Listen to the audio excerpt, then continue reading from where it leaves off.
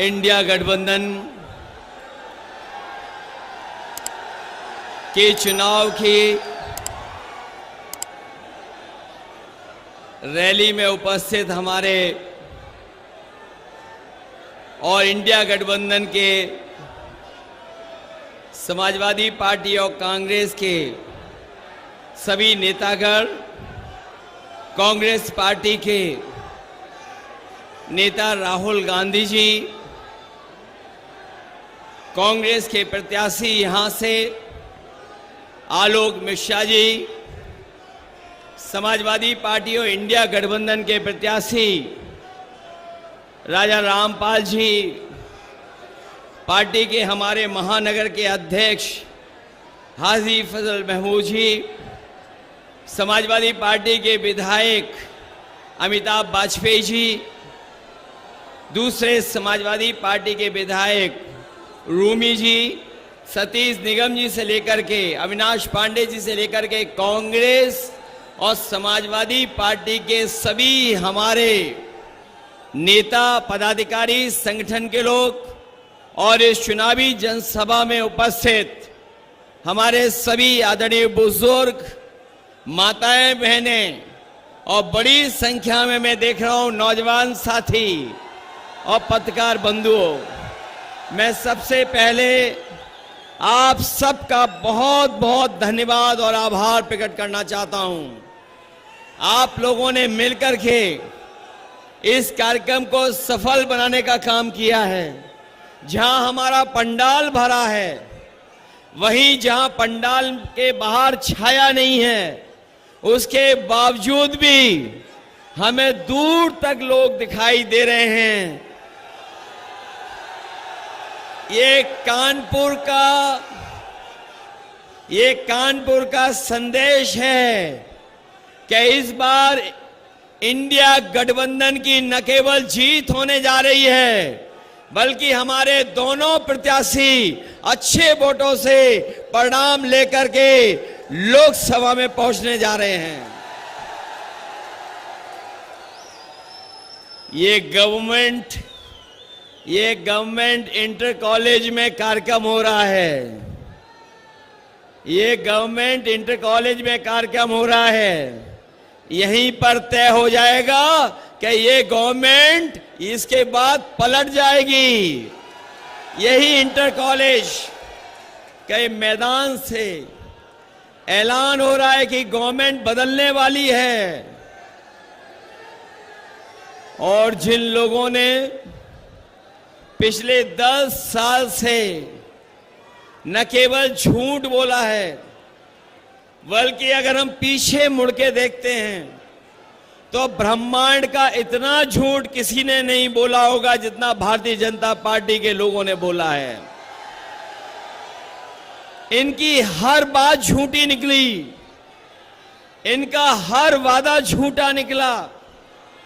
जो इन्होंने कहा, जो इन्होंने घोषणा पत्र में लिखा, वो कोई भी वादा इन्होंने 10 साल में पूरा नहीं किया।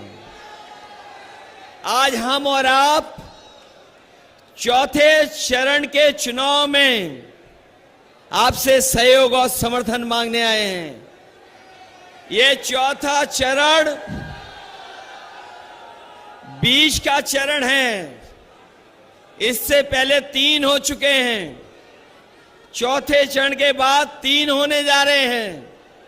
ये चौथा चरण ही भारतीय जनता पार्टी का पूरा बैलेंस खराब कर देगा। और अब तो केवल 4 कदम हमें चलना है भारतीय जनता पार्टी की सरकार का सफाया करने के लिए। ये लोग जो किसानों की आय दोगुनी करना चाहते थे, न किसानों की आय दोगुनी हुई, न उन्हें खाद मिली तो बोरी से चोरी हो गई। और बहुत सारे साथी ये जानते होंगे जिस तरीके से दबाव बना करके, ताली थाली बजा करके और हमारे लोगों को जबरदस्ती वैक्सीन लगवा दिया, उसी तरीके से इन्होंने हमारे किसानों को नैनो यूरिया खरीदवा दी, जिस नैनो यूरिया का कोई लाभ नहीं हुआ। और आज ये लोग कह रहे हैं कि हम वैक्सीन वापस ले लेंगे। बताओ, जो वैक्सीन शरीर में चली गई, उस वैक्सीन को वापस कैसे लोगे? कैसे वापस होगी वैक्सीन? और जो लोग वैक्सीन लगवा करके सर्टिफिकेट रखे होंगे अपने घर पर, वो जब सर्टिफिकेट देखते होंगे तो बड़े मायूस हो जाते होंगे। जिनके पास भी सर्टिफिकेट होगा, बताओ ये उन्हें वो वोट देने जा रहे हैं इनको कि नहीं जा रहे हैं?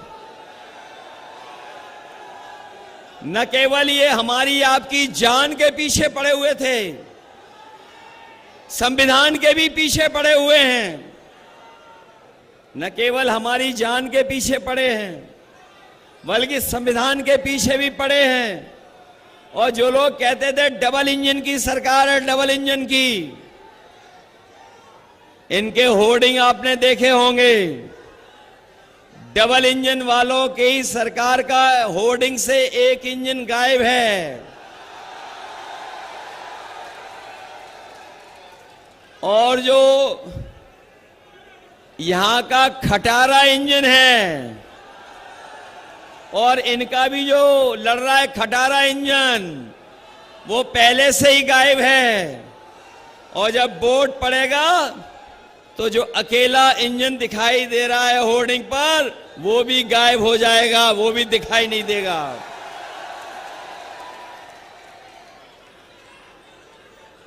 बंटवारे में झगड़ा हुआ, कभी कभी बंटवारे में झगड़ा होने से नाराजगी हो जाती है। कुछ लोगों के हो सकता है बंटवारे में, एक दूसरे के बंटवारे में सही बंटवारा ना हुआ हो, इसीलिए नाराजगी दिखाई दे रही है। और अब तो वो अपने लोगों को ही बुरा भला कहने लगे हैं। जो लोग अपने लोगों को ही बुरा भला कहने लगे होंगे, तो सोचो जब 7 चरणों का चुनाव खत्म होगा तो परिणाम क्या होगा। और वो जानते हैं कि जनता का गुस्सा 7वें आसमान पर है, 7वें चरण तक इनका सफाया होना तय है। ये जो नौजवान हमारा बिना नौकरी, बिना रोजगार के, इसका भविष्य अंधकार में है। कमाल की सरकार है उत्तर प्रदेश की, जिस सरकार का हर पेपर लीक हो जा रहा है। ये नौजवान जो परीक्षा देने गए होंगे, वो जानते होंगे जब परीक्षा दी, घर लौटे तो उनका पेपर लीक हो गया। बताओ पेपर लीक हुए कि नहीं हुए? ये कैसी सरकार है जो अपना लीकेज नहीं रोक पा रही है?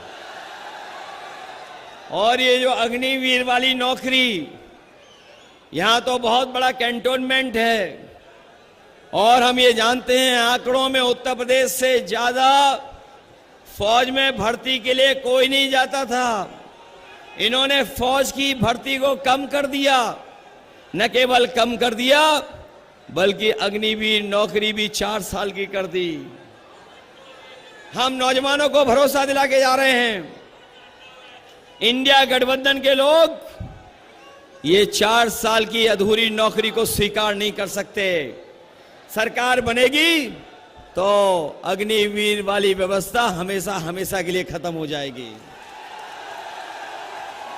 ये हमारा कानपुर जो इंडस्ट्रियल टाउन रहा, जहां के उद्योगपतियों ने, उद्योग चलाने वालों ने, कारोबार करने वालों ने अपनी मेहनत से, अपनी काबिलियत से एक कानपुर की पहचान बनाई।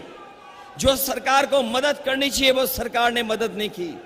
चाहे वो एमएसएमई हो, चाहे बड़े उद्योग कारखाने हो, उनके साथ भेदभाव करने का काम भारतीय जनता पार्टी की सरकार में हुआ है।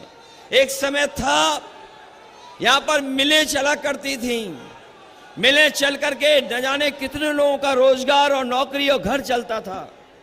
लेकिन इस सरकार ने कोई कदम नहीं उठाया। न केवल मिलों को भी नहीं शुरू किया, सुनने में आ रहा है कि ये लोग लेबर कॉलोनियों को भी हड़पना चाहते हैं।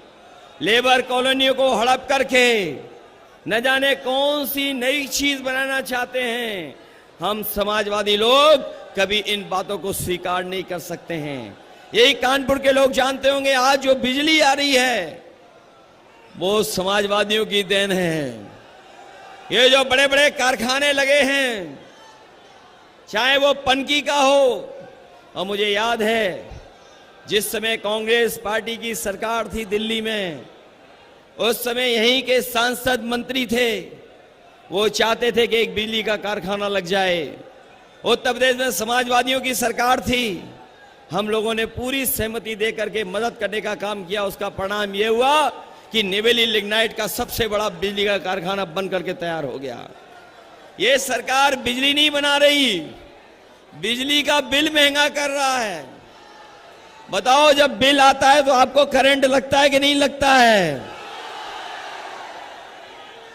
और इनकी सरकार में लीकेज के साथ साथ मीटर की भी रफ्तार बढ़ गई है।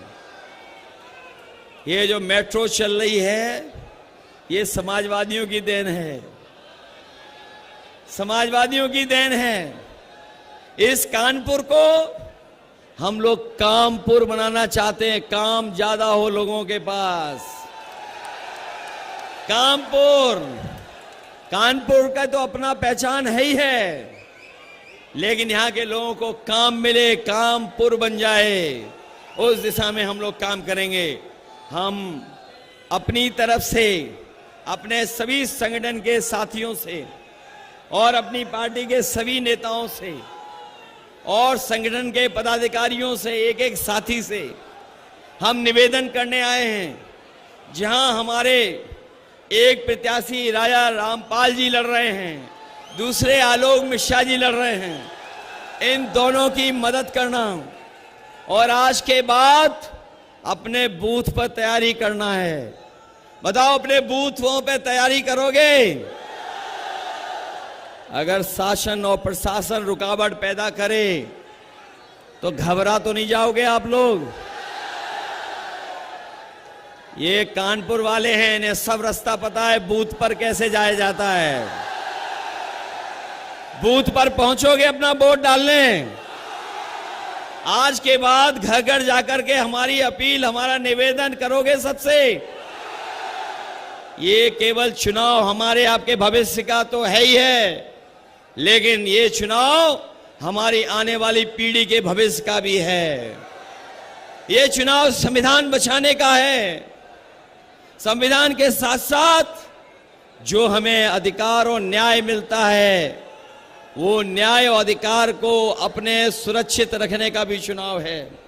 इसलिए इंडिया गठबंधन समाजवादी पार्टी और कांग्रेस के प्रत्याशियों को ऐतिहासिक वोटों से जिता देना, यही निवेदन, यही अपील मैं आपसे करने आया हूं। मुझे पूरा भरोसा है कि कानपुर वाले इस बार रिकॉर्ड मतों से आलोक मिश्रा जी को जिताएंगे। जिताओगे आप लोग?